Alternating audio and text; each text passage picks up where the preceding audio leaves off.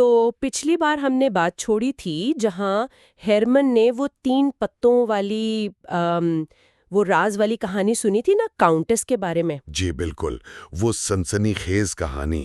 ہاں، تو آج وہیں سے آگے بڑھتے ہیں، کہانی کا اگلا حصہ دیکھتے ہیں، یہ کردار، ان کی زندگیاں، ان کی خواہشات، کیسے یہ سب سامنے آتا ہے۔ یہیں سے اصل میں کہانی جڑ پکڑتی ہے نا۔ جی ہاں بالکل، اور پشکر نا ہمیں سیدھا لے جاتے ہیں کاؤنٹس این کے، آپ کہہ لیں ان کے خاص کمرے میں، بودوار جسے کہتے ہیں۔ اچھا، ان کے ذاتی کمرے میں؟ جی، اور منظر بڑا دلچسپ ہے۔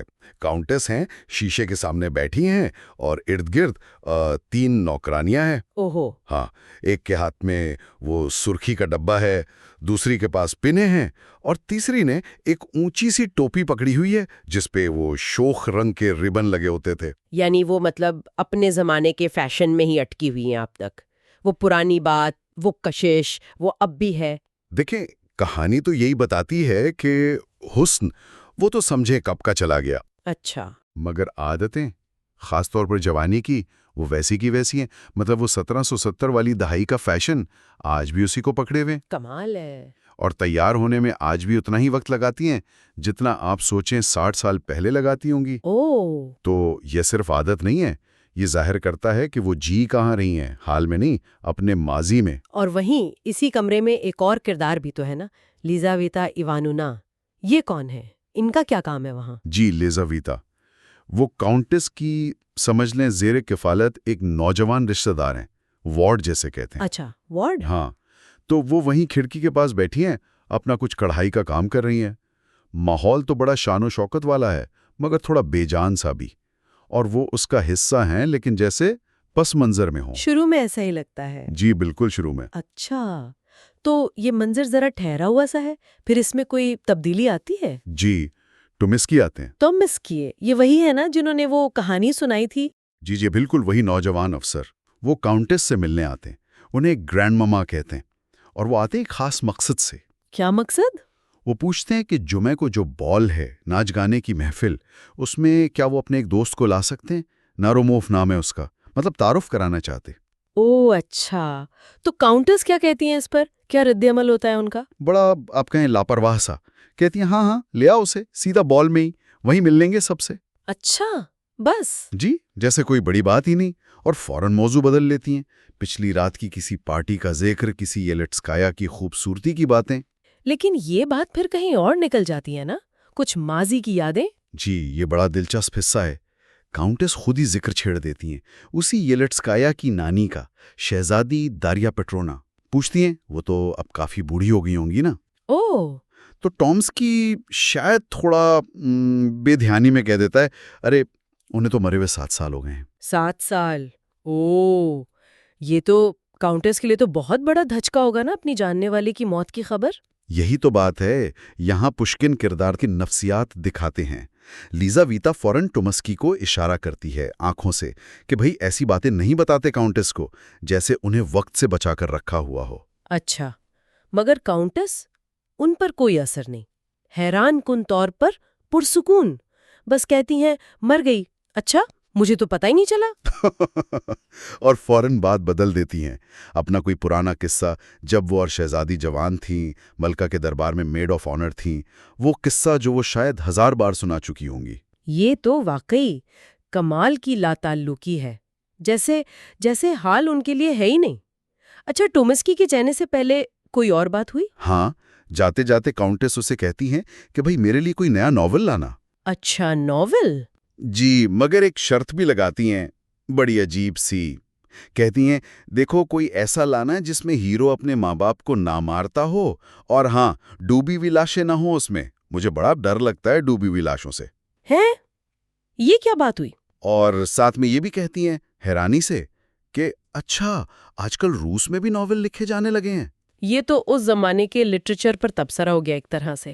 اچھا، اور وہ جاتے ہوئے ٹومسکی نے لیزاویتا سے بھی تو کچھ پوچھا تھا نا؟ جی، ایک چھوٹی سی بات جو بعد میں اہم ہو جاتی ہے۔ اس نے لیزاویتا سے پوچھا تمہیں کیسے لگا کہ میرا دوست نوروموو انجینئر ہے؟ اوہ۔ تو لیزاویتا بس مسکرا دیتی ہے، جواب نہیں دیتی۔ تو یہاں کچھ اشارہ ملتا ہے کہ شاید کوئی اور انجینئر اس کے ذہن میں ہے۔ بالکل۔ تو ٹومسکی چلا گیا۔ اب کہانی کا فوکس لیزاویتا پر آتا ہے. کیا زندگی ہے اس کی؟ پشکن اس کی حالت کو بڑے آپ کہیں پردرد الفاظ میں بیان کرتے ہیں. کہتے ہیں کہ وہ سب سے بدقسمت مخلوق ہے. سب سے بدقسمت؟ کیوں؟ ہر دیکھتی ہے گلی میں ایک نوجوان افسر نظر آتا ہے. اسے دیکھ کر نا لیزاویتا کے گالوں پہ ہلکی سی لالی آ جاتی ہے.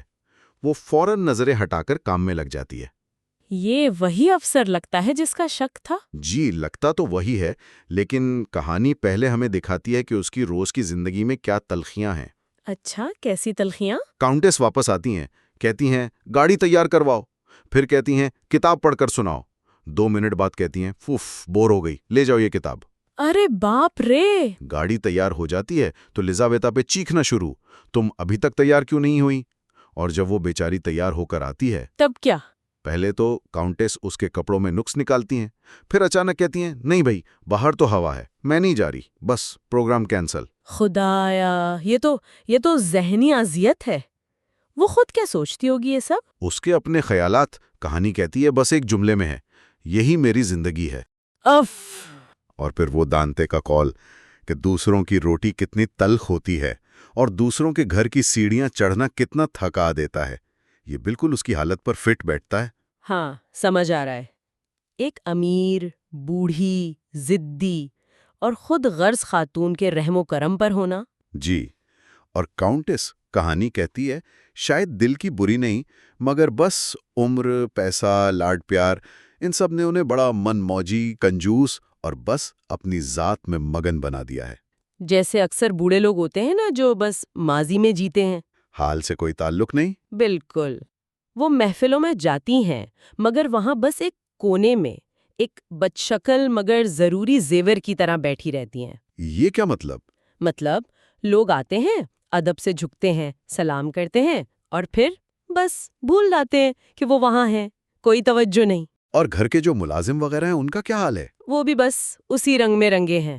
بوڑھے، سست، اپنی مرضی کے مالک، اور موقع ملے تو مالکن کو لوٹنے سے بھی نہیں چوکتے. اچھا، اور اس پورے ماحول میں لیزاویتا کو کہا گیا ہے گھر کی شہید، mortar of the house hold. گھر کی شہید؟ یہ تو بہت سخت لفظ ہے. کیوں کہا گیا؟ اس لیے کہ ہر چیز کا الزام اسی پر. چائے میں چینی تیز، لیزاویتا کی غلطی. ناول پڑھا، مصنف نے برا لکھا تو ذمہ دار لیزاویتا. کمال ہے. باہر جانا ہے، موسم خراب ہے یا سڑک ٹوٹی ہوئی ہے تو یہ بھی لیزاویتا کی وجہ سے. حد ہو گئی. تنخواہ مقرر ہے مگر ملتی نہیں پوری، لیکن کپڑے وہ اچھے پہننے ہیں جیسے دوسری امیر لڑکیاں پہنتی ہیں. یہ کیسا تضاد ہے؟ اور باہر مطلب سوسائٹی میں لوگ اسے کیسے دیکھتے ہیں؟ اس کی کیا جگہ ہے؟ جانتے سب ہیں مگر توجہ کوئی نہیں دیتا. اچھا. ہاں، ناچ گانے کی محفل میں ناچنے کا موقع تبھی ملتا ہے جب کوئی اور لڑکی کم ہو، یا جب کسی خاتون کو اپنا لباس ٹھیک کرنے واش روم جانا ہو تو اس کا بازو پکڑ کر لے جاتی ہیں. یہ تو وہ خوددار ہے، اسے اپنی اس حالت کا بہت احساس ہے اور وہ شدت سے کسی نجات دہندہ کا انتظار کر رہی ہے. نجات دہندہ؟ مطلب کوئی؟ ہاں، کوئی جو اسے اس زندگی سے نکالے. نوجوان لڑکے؟ کیا وہ اس کی طرف دیکھتے؟ وہ تو جوان ہے، خوبصورت بھی ہوگی. یہی تو المیہ ہے. پشکن کہتے ہیں کہ وہ ان شوخ نئی لڑکیوں سے کہیں زیادہ اچھی تھی جن کے پیچھے لڑکے بھاگتے تھے، مگر اس پر کسی کی نظر نہیں پڑتی تھی. کیوں بھلا؟ شاید اس کی حیثیت کی وجہ سے، اس کی غربت کی وجہ سے. وہ اکثر ان محفلوں سے، ان ڈرائنگ روم سے نکل کر اپنے چھوٹے سے غریب سے کمرے میں جا کر روتی تھی. اس کا کمرہ کیسا تھا؟ وہ بھی اس کی حالت بتاتا ہے. ایک کاغذ کی اسکرین، پرانی سی درازوں والی الماری، چھوٹا سا آئینہ، رنگ کیا ہوا پلنگ اور ایک موم بتی، وہ بھی چربی والی، جو پیتل کے شمعدان میں ٹمٹما رہی ہوتی تھی. پوری تصویر سامنے آ گئی. یہ تو واقعی بہت اداس تصویر ہے. لیکن پھر آپ نے کہا اس یکسانیت میں کچھ تبدیلی آتی ہے، وہ افسر والی بات؟ جی ہاں، اور یہ واقعہ جو ہے نا، یہ ٹامسکی کے آنے سے بھی 1 ہفتہ پہلے کا ہے. کہانی تھوڑا پیچھے جاتی ہے. اچھا، پہلے کا ہے. جی. ایلزاویتا کھڑکی کے پاس بیٹھی ہے، وہی کڑھائی کر رہی ہے. اچانک گلی میں ایک نوجوان افسر نظر آتا ہے، انجینئرنگ کا افسر. اور وہ اسی کی کھڑکی کو ٹکٹکی باندھے دیکھ رہا ہے. اور یہ ہرمن ہی ہے، ظاہر ہے. جی، یہ ہرمن ہے. ایلزاویتا پہلے تو گھبرا جاتی ہے، سر جھکا لیتی ہے. وہ عادی نہیں نا اس طرح کی. صحیح. وہ کوئی 2 گھنٹے اپنے کام میں لگی رہتی ہے، باہر نہیں دیکھتی. پھر کھانے کے بعد جب کھڑکی کے پاس جاتی ہے تو وہ افسر وہاں نہیں ہوتا، جا چکا ہوتا ہے. لیکن وہ واپس آتا ہے نا؟ ہاں بالکل. کوئی 2 دن بعد لیزاویتا کاؤنٹس کے ساتھ باہر جانے لگتی ہے گاڑی میں بیٹھنے کے لیے، تو وہ اسے پھر دیکھتی ہے. کہاں؟ وہیں داخلی دروازے کے پاس کھڑا ہے، چہرہ کالر میں چھپا ہوا، مگر ٹوپی کے نیچے سے آنکھیں چمک رہی ہیں، کالی آنکھیں. اوہ. لیزاویتا کو ایک دم ڈر سا لگتا ہے. وہ کانپتے ہوئی جلدی سے گاڑی میں بیٹھ جاتی ہے. اور جب گھر واپس آتی ہے اب تو تجسس ہوگا نا؟ فوراً آتے ہی کھڑکی کی طرف بھاگتی ہے اور وہ افسر وہ وہیں کھڑا ہے اپنی پرانی جگہ پر اور اسی کو دیکھ رہا ہے. اچھا. اب لیزاویتا کے اندر ڈر بھی ہے، تجسس بھی، اور کوئی نیا سا احساس بھی. وہ منہ پھیر لیتی ہے جلدی سے، مگر اس دن کے بعد یہ روز کا معمول بن جاتا ہے. روز کا؟ ہاں، وہ نوجوان افسر روز ایک خاص وقت پر آتا ہے اور گھر کی کھڑکیوں کے نیچے کھڑا رہتا ہے. تو مطلب ایک خاموش سا تعلق بننے لگتا ہے ان کے بیچ بنا بولے؟ جی بالکل ایسا ہی. لیزاویتا کو اب اندازہ ہو جاتا ہے کہ وہ آ گیا ہے.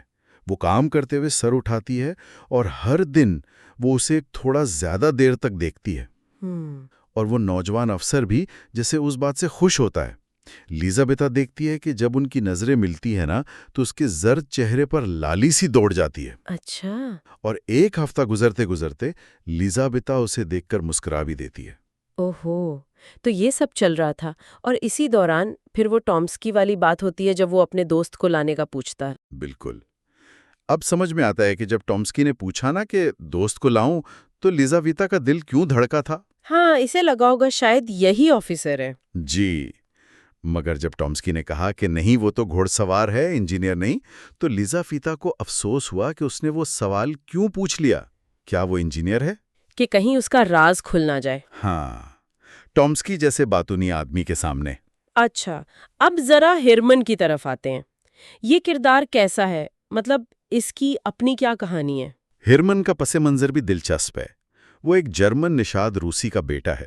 وراثت میں تھوڑا پیسہ ملا ہے، مگر اس کا ارادہ بڑا پکا ہے، اپنی آزادی قائم رکھنی ہے. آزادی؟ کس طرح کی آزادی؟ مالی آزادی. اسی لیے وہ اس وراثت کے سود تک کو ہاتھ نہیں لگاتا، بس اپنی فوجی تنخواہ پر گزارا کرتا ہے. چھوٹی سے چھوٹی فضول خرچی سے بھی بچتا ہے. یعنی بہت ہی محتاط. لوگ تو کنجوس سمجھتے ہوں گے. ہاں، مگر وہ کم گو ہے، خوددار ہے، تو لوگ زیادہ مذاق نہیں اڑا پاتے. لیکن اس ٹھنڈے مزاج کے نیچے نا بڑا شدید جذبہ ہے، تخیل بہت تیز ہے. اچھا. جی، اور یہی اس کی قوت ارادی ہے جس نے اسے غلطیوں سے بچایا ہے. مثلا ایک بڑی عجیب بات ہے، وہ دل سے جواری ہے. جواری؟ مگر آپ نے کہا وہ فضول خرچی نہیں کرتا. یہی تو تضاد ہے. وہ جواری ہے مگر تاش کو ہاتھ نہیں لگاتا، کبھی نہیں. یہ کیسے؟ کیوں نہیں کھیلتا پھر؟ وہ کہتا ہے کہ میرے حالات ایسے نہیں کہ میں ضروری چیز کو داؤ پر لگاؤں غیر ضروری چیز پانے کے لیے. مطلب وہ اپنی جمع پونجی جوئے میں نہیں ہارنا چاہتا. سمجھ گئی. لیکن پھر جواری کیسے ہوا؟ ایسے کہ وہ رات رات بھر جاگ کر جوئے کی میز کے پاس بیٹھا رہتا ہے اور کھیل کو دیکھتا ہے، ایک ایک پتے کو، ایک ایک چال کو، اور اندر ہی اندر جیسے بخار چڑھا ہو ویسے کانپتا رہتا ہے. اوہ، تو وہ کھیلتا نہیں مگر کھیل اس کے اندر چل رہا ہوتا ہے. بالکل. اور پھر اس نے سن لی وہ 3 پتوں والی کہانی. اس کا کیا اثر ہوا اس پر؟ مزید وہ کہانی تو جیسے آگ لگا گئی اس کے اندر. جو چنگاری پہلے سے تھی نا وہ بھڑک اٹھی. اچھا. پوری رات سو نہیں سکا. بس وہی کہانی، وہی پتے ذہن میں گھومتے رہے. اگلی شام وہ یوں ہی پیٹرزبرگ میں گھوم رہا تھا تو اچانک خیال آیا. کیا خیال؟ کیا ہو اگر وہ بوڑھی کاؤنٹس مجھے بتا دے وہ راز، صرف مجھے، وہ 3 جیتنے والے پتے. کیوں نہ قسمت آزمائی جائے. تو فوراً دماغ میں پلان بننے لگا. ہاں، سوچتا ہے میں اس سے مل سکتا ہوں، اس کی نظروں میں اچھا بن سکتا ہوں، ضرورت پڑی تو اس کا عاشق. عاشق؟ ہاں، یہ بھی سوچتا ہے. مگر پھر فوراً خیال آتا ہے اس سب میں تو بہت وقت لگے گا، اور وہ 87 سال کی ہے. وہ تو اگلے ہفتے مر سکتی ہے، شاید کل مر جائے. بات تو صحیح ہے، وقت کم ہے. پھر وہ خود سے سوال کرتا ہے، اور یہ کہانی کیا یہ سچ بھی ہے؟ کیا ایسی باتوں پر یقین کر سکتے ہیں؟ تو کیا وہ اس خیال کو جھٹک دیتا ہے، پھر واپس اپنی پرانی سوچ پر آتا ہے؟ ایک لمحے کے لیے کوشش کرتا ہے، خود کو سمجھاتا ہے، نہیں، حساب کتاب، میانہ روی، محنت، یہ ہیں میرے جیتنے والے 3 پتے. اچھا، اپنے پرانے اصول۔ جی، یہی میرا پیسہ بڑھائیں گے 3 گنا 7 گنا اور مجھے سکون اور آزادی دیں گے۔ وہ جیسے خود کو واپس پرانی پٹری پر لانے کی کوشش کرتا ہے۔ مگر قسمت میں کچھ اور لکھا تھا، یا شاید اس کے جنون نے اسے کہیں اور پہنچا دیا۔ بالکل، وہ انہی سوچوں میں گم ہے، چلتا جا رہا ہے، اور اچانک خود کو ایک بڑے، پرانے، شاندار گھر کے سامنے پاتا ہے۔ اوہ! گلی میں گاڑیاں ہی گاڑیاں، گھر کا دروازہ روشن ہے، لوگ آ جا رہے ہیں، خوبصورت لڑکیاں، فوجی افسر، سفارتکار، مہنگے کپڑوں میں ایک بڑی محفل چل رہی ہے۔ اور ہرمن، جو خود اتنی سادگی سے رہتا ہے، وہ یہ سب دیکھ رہا ہے۔ کیا کرتا ہے وہ؟ وہ رک جاتا ہے۔ وہیں ایک چوکیدار کھڑا ہے، اس سے پوچھتا ہے، یہ گھر کس کا ہے؟ اور جواب؟ جواب ملتا ہے، کاؤنٹس این کا۔ کاؤنٹس این، وہی نام۔ اس پر کیا بیتی ہوگی؟ بس جی، جیسے پورے جسم میں کپ کپی بھی اوڑ گئی۔ وہی کہانی، وہی راز، وہی بوڑھی عورت، سب ایک دم سے ذہن میں آ گیا۔ اوہو! وہ بے اختیار نہ اس گھر کے ارد گرد چکر لگانے لگتا ہے، بس اسی پراسرار مالکن اور اس کی طاقت کے بارے میں سوچتا رہتا۔ تو جنون اب پوری طرح حاوی ہو رہا ہے۔ رات کو نیند آئی ہوگی؟ بالکل نہیں، دیر سے اپنے کمرے پہنچا، مگر نیند کا، اور جب آنکھ لگی بھی تو خواب میں کیا دیکھا؟ کیا؟ وہی تاش کے پتے، ہری میز، نوٹوں کے ڈھیر، سونے کے سکے۔ وہ خواب میں کھیل رہا ہے، جیت رہا ہے، پیسہ جیبوں میں بھر رہا ہے۔ اور جب صبح آنکھ کھلی؟ دیر سے آنکھ کھلی، اور اٹھتے ہی افسوس ہوا کہ وہ خواب کی دولت چلی گئی۔ بے چینی میں پھر شہر میں نکل پڑا، اور قدم خود بخود اسے پھر اسی گھر کے سامنے لے آئے۔ کاؤنٹر سین کے گھر؟ جی، پشکن لکھتے ہیں جیسے کوئی غیبی طاقت اسے کھینچ رہی تھی۔ اور اس بار وہ رک کر کھڑکیوں کو دیکھنے لگتا ہے۔ ایک کھڑکی میں اسے کالا سر نظر آتا ہے، جھکا ہوا، شاید کچھ پڑھ رہی ہیں یا کڑھائی کر رہی ہیں۔ پھر وہ سر اٹھتا ہے، اور ہرمن ایک تازہ چہرہ، جوان سا، اور 2 کالی آنکھیں دیکھتا ہے۔ یہ لزاویتا ہے۔ اور کہانی کہتی ہے اسی لمحے نے اس کی قسمت کا فیصلہ کر دیا۔ جی، کتنا ڈرامائی لمحہ ہے۔ تو آج ہم نے دیکھا کہ کیسے کہانی کے سارے دھاگے آ کر مل رہے ہیں۔ ایک طرف کاؤنٹس ہے جو اپنے ماضی میں قید ہے، حال سے بالکل بے خبر۔ جی، اور دوسری طرف لیزاویتا ہے جو اس قید سے نکلنا چاہتی ہے، ایک نا امید سی زندگی گزار رہی ہے، مگر دل میں ایک امید ہے۔ اور پھر ہرمن، جو حساب کتاب کرنے والا آدمی تھا، اب ایک جنون کے پیچھے بھاگ رہا ہے، اور اس نے لیزاویتا کو دیکھ لیا ہے۔ ہاں، اور اب سوال یہ ہے کہ وہ لیزاویتا کو کیوں دیکھ رہا ہے؟ کیا اسے لیزاویتا میں دلچسپی ہے، یا وہ اسے صرف ایک زینہ سمجھ رہا ہے کاؤنٹس تک پہنچنے کا؟ بالکل، یہیں سے اصل کشمکش شروع ہوتی ہے۔ کیا ہرمن کا جنون اس کی منطق پر غالب آ جائے گا؟ کیا لیزاویتا کی نجات کی امید اسے ایک خطرناک راستے پر لے جائے گی؟ یہ سب جاننے کے لیے انتظار کرنا ہوگا۔ یہ کرداروں کی نفسیات، ان کی خواہشات اور خوف کا ٹکراؤ ہے جو اس کہانی کو اتنا طاقتور بناتا ہے۔ ہمارے ساتھ رہیں، مزید لازوال کہانیاں کہانی نامہ پر آپ کی منتظر ہیں۔ کہانی نامہ میں خوش آمدید، وہ جگہ جہاں عالمی ادب کی لازوال کہانیاں آپ کی منتظر ہوتی ہیں۔ اور آج ہم روس کے عظیم ادیب الیگزینڈر پشکن کی شہرہ آفاق کہانی دی کوئین آف اسپیڈز یعنی حکم کی بیگم کی دنیا میں غوطہ ہوں گے۔ جی، حکم کی بیگم، یہ واقعی روسی ادب کا ایک ایسا شاہکار ہے جو آج تک پڑھنے والوں کو اپنی گرفت میں لے لیتا ہے۔ بالکل، اور یہ صرف ایک آپ کہیں کہ سنسنی خیز کہانی ہی نہیں، بلکہ انسانی نفسیات، خاص طور پر لالچ اور قسمت کا جو کھیل ہے، اس پر ایک گہری نظر بھی ہے۔ صحیح۔ اس کا جو مرکزی کردار ہے ہرمن، ایک نوجوان فوجی افسر جو بظاہر تو بڑا ضبط والا لگتا ہے۔ جی ہاں، شروع میں تو ایسا ہی لگتا ہے، لیکن اندر ہی اندر ایک جنون پال رہا ہوتا ہے، تاش کے کھیل میں جیتنے کا، مطلب ایک یقینی جیت کا راز جاننے کا جنون۔ اور یہی جنون اسے ایک پر اسرار بوڑھی کاؤنٹس اینا فیڈتونا کی طرف کھینچتا ہے نا؟ بالکل، کیونکہ افواہ یہی ہوتی ہے کہ کاؤنٹس کے پاس کوئی راز ہے، کوئی 3 ایسے جادوئی پتے ہیں جو ہمیشہ جتواتے ہیں۔ اچھا۔ قسمت اور جرم کی جو لکیریں ہیں وہ دھندلانے لگتی ہیں۔ پشکن کی یہ کہانی اتنی آپ کہیں کہ گہری اور پیچیدہ ہے کہ اسے ایک ہی نشست میں سمیٹنا شاید ممکن نہ ہو۔ جی، اسی لیے ہم نے سوچا کہ اسے 2 حصوں میں پیش کیا جائے۔ آج پہلا حصہ زیر بحث لائیں گے۔ اور شروع کرنے سے پہلے یہ یاد دہانی بھی کروا دیں کہ کہانی کے تمام واقعات اور کردار یہ سب افسانوی ہیں۔ جی ہاں، بالکل افسانوی۔ ان کا مقصد صرف ادبی لطف اور تجزیہ ہے، حقیقت سے ان کا کوئی تعلق نہیں۔ چلیں تو پھر حصہ اول کا آغاز کرتے ہیں۔ ہماری ملاقات ہوتی ہے ہرمن سے۔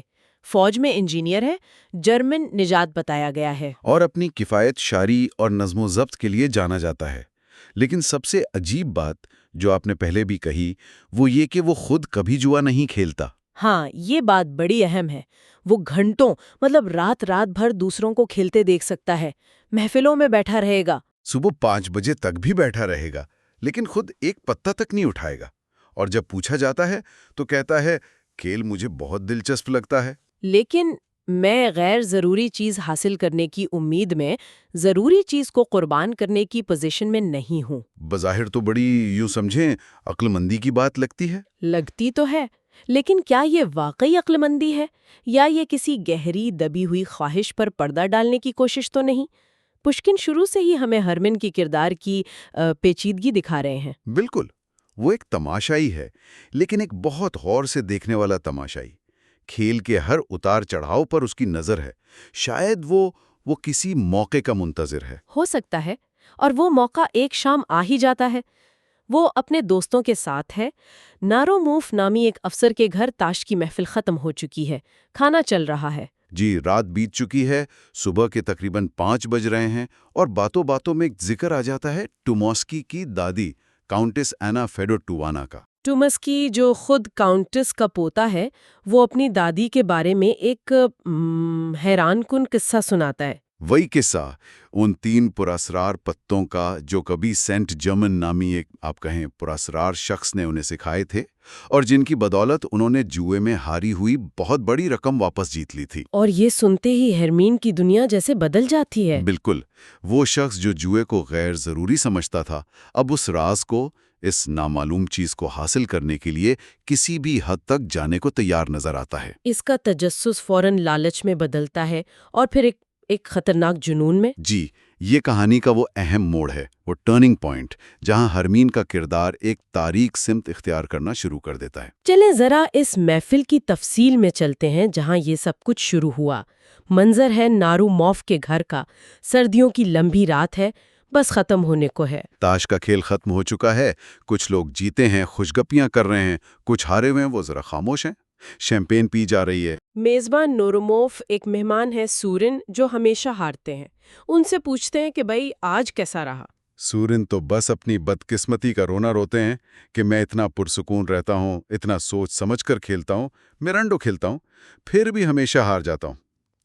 اسی دوران کوئی مہمان ہرمن کی طرف اشارہ کرتا ہے کہ یہ صاحب کتنے عجیب ہیں، بھائی کھیلتے نہیں، داؤں نہیں لگاتے، مگر صبح 5 بجے تک ٹکٹکی باندھے کھیل دیکھتے رہتے ہیں۔ یہاں ہرمن پھر اپنا وہی فلسفہ دہراتا ہے، میں ضروری کو غیر ضروری کے لیے قربان نہیں کر سکتا۔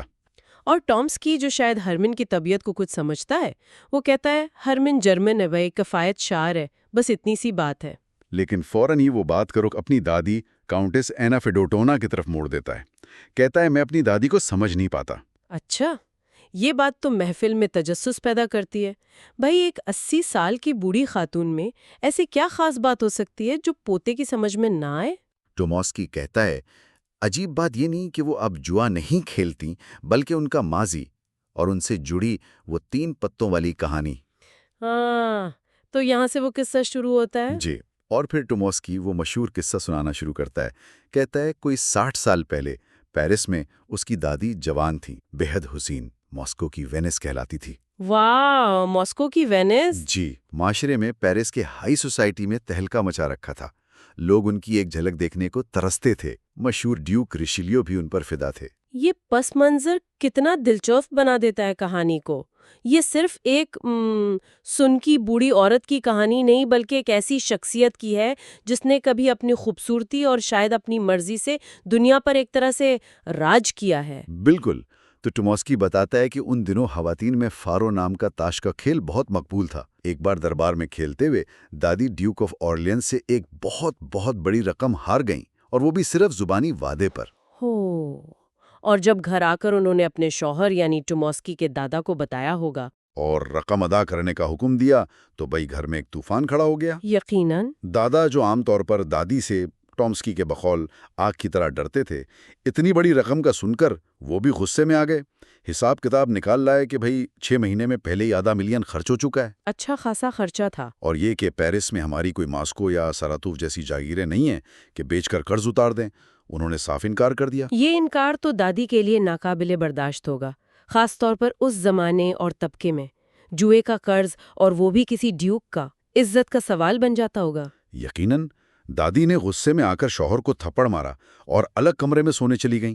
اگلے دن بلایا، سوچا ہوگا کہ اب غصہ ٹھنڈا ہو گیا ہوگا، سزا کارگر ہوئی ہوگی۔ مگر وہ اپنے انکار پر قائم رہے۔ جی وہ قائم رہے۔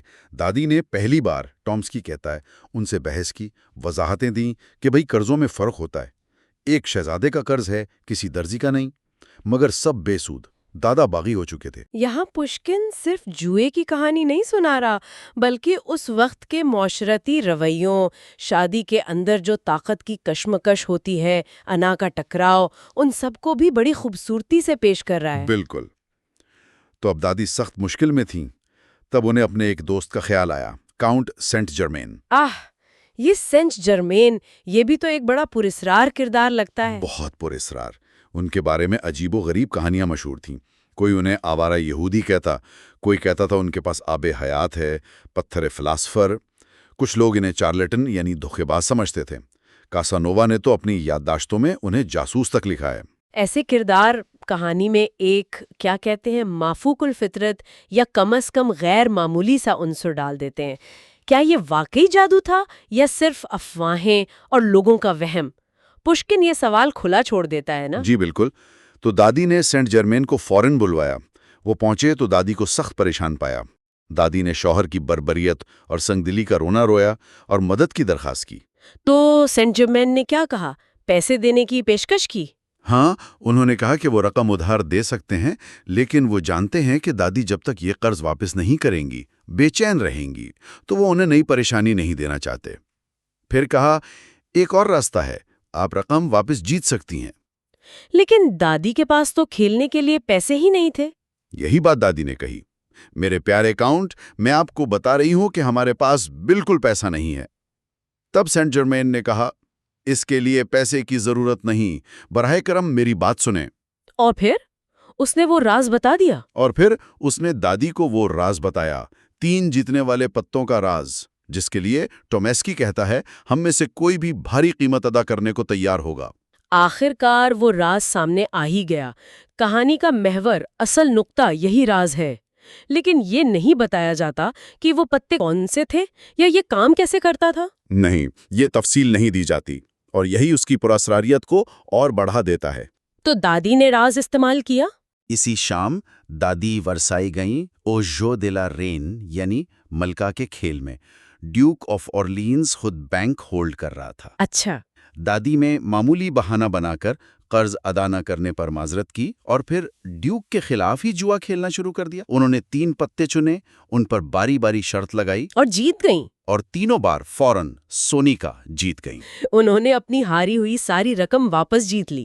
یہ سن کر محفل میں کیا رد عمل ہوا ہوگا؟ یقیناً لوگ حیران رہے ہوں گے۔ ہاں، ملا جلا رد عمل تھا۔ کسی نے کہا محض اتفاق، کسی نے کہا ایک پریوں کی کہانی، یہ ہرمین نے کہا تھا، ہے نا؟ جی یہ ہرمین کا تبصرہ تھا۔ کسی نے شبہ ظاہر کیا کہ شاید پتے پاؤڈر والے تھے، مطلب نشان لگے ہوئے تھے، مگر ٹامسکی نے سنجیدگی سے کہا کہ میں ایسا نہیں سمجھتا۔ یہاں ہرمین کا رد عمل، ایک پریوں کی کہانی، بہت دلچسپ ہے۔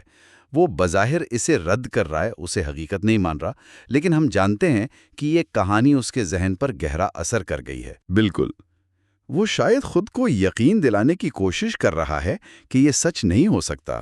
تو نوروموف نے فوراً ٹامسکی سے پوچھا نہیں کہ بھئی اگر تمہاری دادی کے پاس ایسا زبردست راز ہے تو تم نے اب تک ان سے کیوں نہیں پوچھا؟ فوراً پوچھا، یہ تو لازمی سوال تھا۔ کیا ٹامسکی یا اس کے گھر والوں نے کوشش نہیں کی؟ ہاں، کیا جواب دیا ٹامسکی نے؟ ٹامسکی نے بتایا کہ بالکل کوشش کی ہے۔ دادی کے 4 بیٹے ہیں، میرے والد سمیت، اور چاروں شدید جواری ہیں، مگر دادی نے یہ راز ان میں سے کسی کو نہیں بتایا، حالانکہ یہ ان سب کے لیے یا میرے لیے بھی کتنا کارآمد ہوتا۔ تو یہ راز صرف دادی تک ہی محدود رہا ہے، انہوں نے کسی اور کو نہیں بتایا؟ سوائے ایک اور واقعے کے۔ اچھا، ایک اور واقعہ بھی ہے؟ ہاں، ٹوماسکی ایک اور قصہ سناتا ہے۔ کہتا ہے میں قسم کھا کر کہتا ہوں کہ یہ سچا ہے، میرے چچا کاؤنٹ ایوان ایلیچ نے مجھے بتایا تھا۔ اچھا، وہ کیا قصہ تھا؟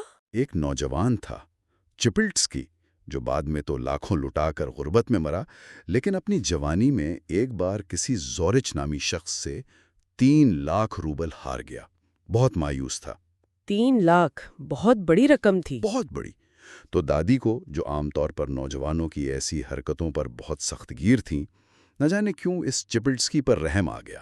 اچھا، تو کیا دادی نے اسے بھی راز بتا دیا؟ ہاں، انہوں نے چپلٹسکی کو وہ 3 پتے بتائے، ہدایت کی کہ انہیں اسی ترتیب سے کھیلے، ایک کے بعد ایک، اور اس سے وعدہ لیا کہ جیتنے کے بعد وہ پھر کبھی جوا نہیں کھیلے گا۔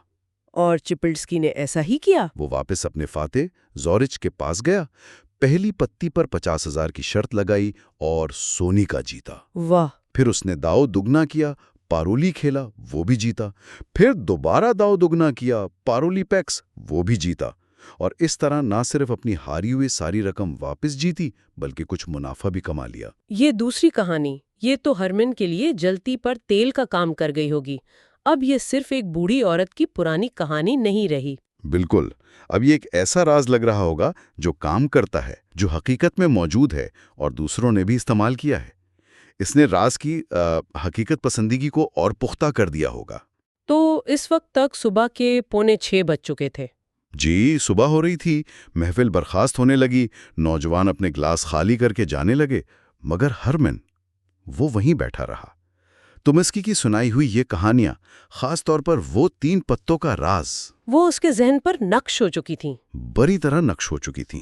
تو جیسے ہی پہلا حصہ ختم ہوتا ہے، ہم ہرمن کو ایک، آپ کہیں کہ فیصلہ کن موڑ پر پاتے ہیں۔ اس کا وہ ظاہری سکون، وہ ضبط، وہ سب ٹوٹ چکا ہے۔ جی، 3 پتوں کی کہانی نے اس کے اندر سوئے ہوئے لالچ اور جنون کو پوری طرح جگا دیا ہے۔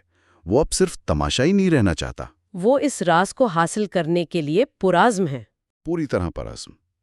اور اس عزم میں ایک تاریکی جھلکنے لگتی ہے۔ وہ کاؤنٹس کے گھر کے چکر لگانے لگتا ہے۔ اچھا، وہ جاسوسی شروع کر دیتا ہے۔ ہاں، اور اس کی نظر کاؤنٹس کی نوجوان وارڈ لیزاویتا ایوانونا پر پڑتی ہے۔ وہ سوچتا ہے کہ شاید اس کے ذریعے کاؤنٹس تک پہنچا جا سکتا ہے۔ تو وہ لیزاویتا کو استعمال کرنے کا سوچتا ہے۔ جی، یہاں عقل اور جنون کے بیچ کی جو لکیر ہے، وہ بہت خطرناک حد تک دھندلی ہو رہی ہے۔ یہ صورتحال تو ایک انتہائی سنسنی خیز اور نفسیاتی طور پر پیچیدہ دوسرے حصے کی بنیاد رکھ رہی ہے۔ اب دیکھنا یہ ہے کہ ہرمین کا یہ جنون اسے کہاں تک لے جاتا ہے۔ کیا وہ راز حاصل کر پاتا ہے؟ اور اگر کر پاتا ہے تو اس کی کیا قیمت چکانی پڑتی ہے؟ جرم، پچھتاوا، شاید مافوق الفطرت واقعات کا سامنا، یہ سب امکانات اب کھل گئے ہیں۔ پشکن ہمیں یہ سوچنے پر مجبور کرتے ہیں کہ علم یا کسی راز کو پانے کی خواہش انسان کو کس حد تک گرا سکتی ہے۔ کیا ہر راز جاننے کے قابل ہوتا بھی ہے، یا کچھ چیزوں کا پوشیدہ رہنا ہی بہتر ہے؟ یہ سوالات ذہن میں آتے ہیں۔ اگر آپ کلاسیکی ادب کے اس دلچسپ سفر سے لطف اندوز ہو رہے ہیں تو کہانی نامہ کو لائک، سبسکرائب اور شیئر کرنا نہ بھولیں۔ یہ وہ جگہ ہے جہاں ہر کہانی کو آواز ملتی ہے۔ اور جاتے جاتے یہ سوال چھوڑ جاتے ہیں، ہرمن جو ضروری کو غیر ضروری کے لیے قربان نہیں کرنا چاہتا تھا، کیا اب وہ سب سے ضروری چیز، اپنی عقل، اپنا ضمیر، شاید اپنی روح کو جوئے کے ایک راز کے لیے داؤ پر لگانے والا ہے؟ اس کا جواب ہمیں ملے گا کہانی کے اگلے حصے میں۔